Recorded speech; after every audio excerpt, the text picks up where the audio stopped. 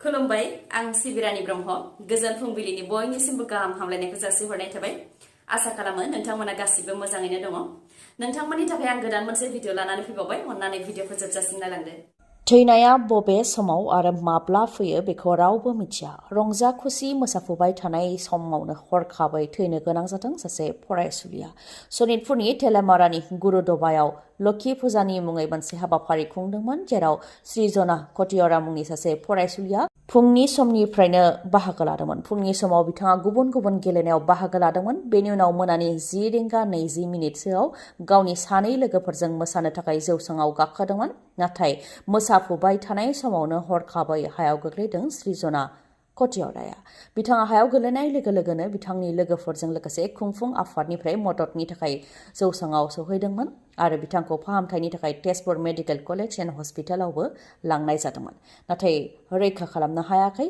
सृजना कटियराखौ रंजा बाजा खालामफुबाय थानायनि गेजेरावनो माबोरै बेबायदि जानो मोनखो बेखौ लानानै सोमोनांदों नखरनिफोरजों लोगोसे ओनसोलनि सुबुंफोरा आरो नखरनिफोरा फोरमायथिनाय बायदिब्ला सृजना कटियरानि देहायाव जेबो बेमार आजारबो गैयामोन नाथाय माबोरैहाय हरखाबै बेबायदि जाखो बेखौ लानानै सोमोनांदों नखरनिफोरा आरो गोथौ दुखु मोननायखौ फोरमायथिदों दुखुनांथाव रंजा बाजा खालामबाय थानायनि दसे उनावनो जोबथा बिदाय होनो गोनां जादों फरायसुलि सृजना कटियराखौ चिरां जिल्ला बिजनियाव 133थि श्री श्री लक्ष्मी फुजाखौ जागायबाय गोदानै लुफुंनाय लक्ष्मी मन्दिरखौ डक्टर हेमन्त बिश्व शर्मा बिथाङा बेखेवनानै होदोंमोन आरो दा लक्ष्मी मेलाखौ एमपि रोनगोरा नार्जारी बिथाङा बेखेवनानै होबाय 3 कौटि रांनि बांसिन खरसाजों बे मन्दिरखौ लुफुंनाय जादों आरो साउथ इन्डियानि मन्दिरनि स्टाइलजों बा मन्दिर लुनायनि स्टाइलजों बिजनीनि लक्ष्मी मन्दिरखौबो लुफुंनाय जादों मेलाया 12 सान थागोन होननानै फोरमायथिदों मेला खुंफुं आफादनिफ्राय बेनिखायनो रायजो राजाफ्रा देग्लायबो फैनानै जाहाथे मेलाखौ रंगिना संगिना खालामफैयो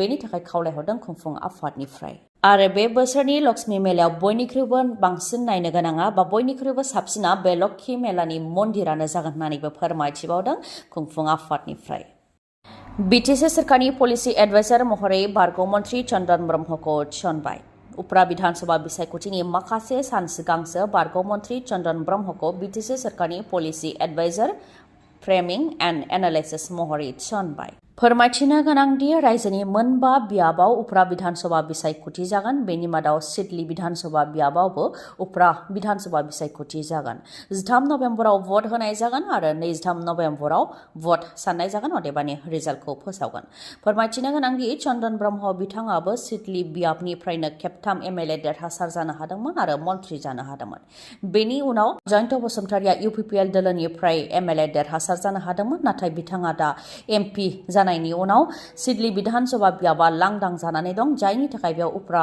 विधानसभा बिसायख'थि जागोन नाथाय सिडलीनिफ्राय खेबथाम MLA देरहासार जानो हानाय बारग' मन्त्रि चन्द्रन ब्रह्मआ सिडली बियाबनिफ्राय बिजाथि महरै गसंनाय नङा नामा बिसायख'थिनि माखासे सिगांसो BTech सोरखारनि पलिसि एडभाइजार महरै थिसनबाय चन्द्रन ब्रह्मखौ गोदान दिल्लीयाव गिबि खेबनि थाखाय बड'लेण्ड फेस्टिभेल खुंगोन दुलाराय बर' फरायसा आफाद बर' थुनलाइ आफाद दुलाराय बर' हारिमु आफाद आरो गान्धी हिन्दुस्तानी साहित्य सभा बे मोनब्रै आफादनि बानजायनायाव गोदान दिल्लीनि साई इन्दिरा गान्धी इन्डर स्टेडियामाव बड'लेण्ड फेस्टिभेलखौ गिबि खेबनि थाखाय गोदान दिल्लीयाव खुंनाय जागोन 15 आरो 16 नभेम्बर बे साननैनि हाबाफारिजों बड'लेण्ड फेस्टिभेलखौ खुंनाय जागोन जेराव आसामनि गिबि मन्त्रि डक्टर हेमन्त बिश्व शर्माजों लोगोसे मिरुनि मन्त्रि सर्बानन्द सनवाल आरो बिटिआरनि CEM प्रमद बर' बिथांमोनहाबो बेयाव बाहागो लागोन लोगोसेनो प्राइम मिनिस्टार नरेन्द्र मदिजों लोगोसे मिरुनि गोबां मन्त्रिफोरखौबो बेयाव हांख्रायहरनाय जादों होननानै फोरमायथिदों दिपेन बर' बिथाङा फोरमायथिदों दि 15 नभेम्बराव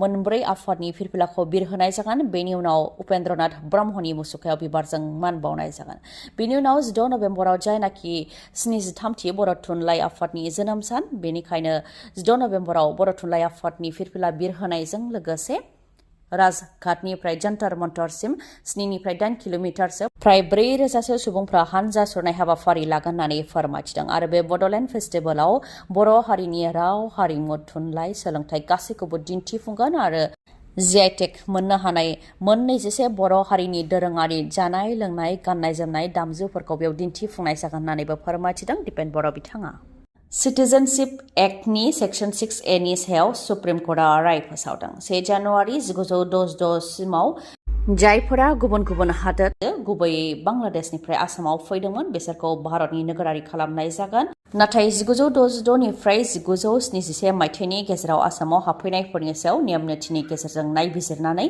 भारतनि नोगोरारि होनाय जागोन आरो 1971 नि उनाव फैनायफोरखौ आयेन बेरेखा हाबफैनाय मानिनाय जागोन होननानै थांनाय राजीव गान्धीनि समाव मोनसे प्रभिजन दंमोन। आसु आरो माखासे आसामनि आफादफोरा आयेन बेरेखा हाबफैनायफोरखौ दैथायहरफिननांगौनि थाखाय 6 बोसोर आन्दोलन खालामदोंमोन। बेनि उनाव 1985 मायथाइयाव आसाम एकर्ड जादोंमोन। जायफोर गुबुन हादरनि आसामाव 1971 मायथाइनि 25 मार्चनि उनाव हाबफैदों बिसोरखौ दैथायहरफिननो थाखाय आसाम एकर्ड खालामनाय जादोंमोन। बेनि सायावनो सुप्रिम कर्टआ दा राय फोसावबाय। जायफोर 1971 मायथाइनि 25 मार्चनि उनाव आसामाव हाबफैदोंमोन बेफोरखौ फरेनार अदेबानि गुबुन हादरनि मानिनाय जागोन। अदेबानि बिथांमोननो भारतनि नोगोरारि होनाय जानाय नङा होननानै रोखायै सुप्रिम कर्टनिफ्राय फोसावबाय। सुप्रिम कर्टनि चिफ जास्टिस DY चन्द्रचूड़ बिथांजों दैदेनजानाय साबानि मासि सामलायनायाव बे रायखौ फोसावदों। सुप्रिम कर्टनि बे राय फोसावनायखौ लानानै अल आसाम स्टुडेन्टस इउनियनजों लोगोसे कंग्रेस, AIUDF आरो AJP राजखान्थि दोलोआ गोजोननायखौ फोरमायथिदों आरो सुप्रिम कर्टनि बे रायखौ बिथांमोनहा बरायनायजों लोगोसे सुप्रिम कर्टनिसिम साबायखर बावदों। सुप्रिम कर्टनिफ्राय बेखौनो फोरमायथिदों दि सोनाब बंगआव 57 लाख बांलादेशिफोर हाबफैनानै दङ आरो आसामाव 40 लाख बांलादेशि हाबफैनानै दङ। सोनाब बंग आरो आसामनि रुजुनायाव आसामाव खमसिन बांलादेशि हाबफैनानै दङब्लाबो सोनाब बंगनिफ्राय आसामा फिसासिन रायजो, बेनिखायनो आसामाव 40 लाख बांलादेशि हाबफैनानै थादोंब्लाबो आसामाव थानाय सुबुंफोरनि सायाव गोबां गोहोम गोग्लैगोन होननानै फोरमायथिदों सुप्रिम कर्टनिफ्राय। फोरमायथिनो गोनांदि बांलादेश हादराव बांलादेश लिबारेशन वार बा दावहा जादोंमोन, जेराव बांलादेशिफोरनि सायाव गोबां हाराहास्ति खालामनाय जादोंमोन। बै समाव भारत सरकारा अननानै माखासे नियम नितिनि गेजेरजों बांलादेशिफोरखौ भारताव थानो होदोंमोन। बे लेखायैनो आसाम आरो सोनाब बंगआव बांलादेशिफोरा थाफैदोंमोन। दा 1971 मायथाइनि 25 मार्चनि उनाव थाफैनाय बांलादेशिफोरखौ भारतनि नोगोरारि गनायथि होनाय जानाय नङा आरो बिथांमोनखौ बांलादेश फारसे दैथायहरफिननाय जासिगोन। साउथनि आरो बलिउडनि मुंदांखा फावखुंग्रि तमन्ना भाटियाखौ ईडीनि जेरा। ईडीआ सामन हरनायनि उनाव गुवाहाटीआव ईडीनि मावख'आव नुजाथि फैनो गोनां जादों। एक्ट्रेस तमन्ना भाटियाया IPLनि इलिगेल बेटिंखौ प्रमट खालामनायाव आखाय थानायनि सन्देह खालामनायनि उनाव सोंनाय फिनाय लानो थाखाय ईडीआ सामन हरदोंमोन, जायनि जाहोनाव बिथाङा बिमाजों लोगोसे गुवाहाटीआव ईडीनि मावख'आव नुजाथि फैनो गोनां जादों। महादेब अनलाइन गेमिंनि फेयार प्ले होननाय मोनसे एपखौ प्रमट खालामदोंमोन तमन्ना भाटियाया, जाय एपनि गेजेरजों गुबुन गुबुन लाइभ स्पर्ट्सफोर बा गेलेनायफोर जेरै क्रिकेट गेलेनायानो होन बा फुटबल गेलेनायानो होन बेयाव इलिगेल बेटिं जायोमोन। तमन्ना भाटियानि अनगायैबो महादेब अनलाइन एपखौ प्रमट खालामनायनि थाखाय थांनाय बोसोराव बलिउडनि माखासे स्टारफोर जेरै रणबीर कापुर, श्रद्धा कापुर बिथांमोननोबो ईडीआ सामन हरदोंमोन। रिपर्टनि बायदिब्ला महादेब अनलाइन एपनि गेजेरजोंबो गुबुन गुबुन गेलेनाय जेरै क्रिकेट गेलेनाय, फुटबल गेलेनाय बायदि गेलेनायफोराव आयेन बेरेखायै फैसा होनानै बादिनांनाय बा इलिगेल बेटिं जायो, जायखौ लानानै ईडीआ प्रमट खालामनायनि दायाव तमन्ना भाटियानो सामन हरदों आरो बे लेखायै तमन्ना भाटियायाबो गुवाहाटीआव ईडीनि मावख'आव नुजाथिफैनो गोनां जादों। चिरां जिल्लानि फानबारियाव खुंजानो गोनां लटारि खेलानि टिकेटखौ नोंथाङाबो लादोंमोन नामा? जुदि नोंथाङाबो लादोंमोन बा नोंथाङा जुदि लानो सानदोंबा नोंथांनि थाखाय बियो खौरां। चिरां जिल्लानि फानबारियाव खुंजानो गोनां लटारि खेलाखौ बन्द खालामनाय जाबाय। गासैबो लटारि खेलाखौ बन्द खालामनो थाखाय गुवाहाटी गोजौ बिजिरसालिया बिथोन होनाय लेखायै आरो चिरां जिल्ला खुंथायनि बिथोनखौ मान होनानै फानबारि कालि फुजा लटारि खुंफुं आफादा 8 नभेम्बर खालि खुंजानो गोनां लटारि खेलाखौ बन्द खालामनो थाखाय फोसावबाय। जायफोर एजेन्टफोरनो टिकेटखौ फाननो थाखाय हरनाय जादोंमोन बिथांमोनहाबो जाहाथे टिकेटखौ आरोबाव फानबावला आरो जायफोरनो बिथांमोना फानखांबाय बिथांमोना जाहाथे रांखौ गिदिंनानै हरफिनो बेनि थाखायबो खावलायदों कालि फुजा लटारि खुंफुं आफादनिफ्राय। फोरमायथिनो गोनांदि आसामावनो गासैबो रोखोमनि लटारि खेलाखौ बन्द फोसावदों गुवाहाटी गोजौ बिजिरसालिया। रेल बिफानाव गले गले फेलें जानाया नुजाथिफिनदों। भारताव जादों गले गले रेल जाब्रथाय। थांनाय बावैसो सान सिगांसो हादोराव रेलगारि जाब्रथाय जादोंमोन, फिन आरोबाव रेलगारि जाब्रथाय जादों।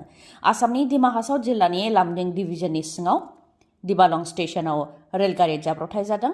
आगरतला लकमान्या तिलक टार्मिनास एक्सप्रेस रेलगारिया जाब्रबथाय जादों जेराव मोन9 दाब्बाया रेल लामानिफ्राय बायजोआव गोग्लैहैदों।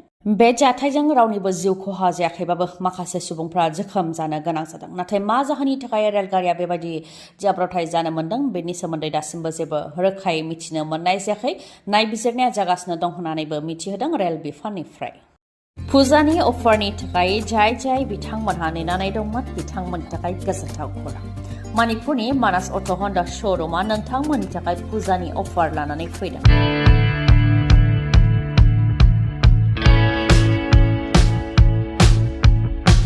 फुजानि थाखाय फोसावनाय अफारफोरा जाहैबाय साफ्रोमबो मटरसाइकेल बा स्कुटि बायग्राफोरा बेसेन नाङालासे 5,999 रांनि स्मार्ट वाच अदेबानि आखाइनि घड़ी मोननो हागोन। लोगोसे बेसेन नाङालासे गंनै हेलमेट आरो टेंकि आबुं जाजासे पेट्रल मोननो हागोन। बेनि अनगायैबो गोजाम मटरसाइकेल बा स्कुटिखौ सोलायनानै गोदान मटरसाइकेल बा स्कुटि लानो हानायनिबो खाबु दङ बे श'रुमाव आरो गोरलैयैनो फाइनान्सआव मटरसाइकेल बा स्कुटिखौबो मोननो हागोन नोंथाङा।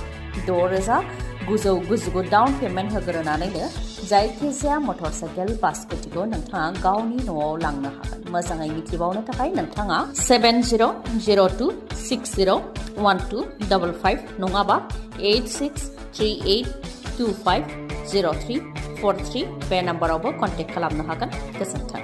दिनैनि भिडिअआ एसेनोसै। गाबोन फिन लोगो मोनफिनबावगोन। नोंथाङा जुदि आंनि भिडिअखौ मोजां मोनदोंबा लाइक, कमेन्ट आरो शेयार खालामनो दाबाव। गोजोन्थों।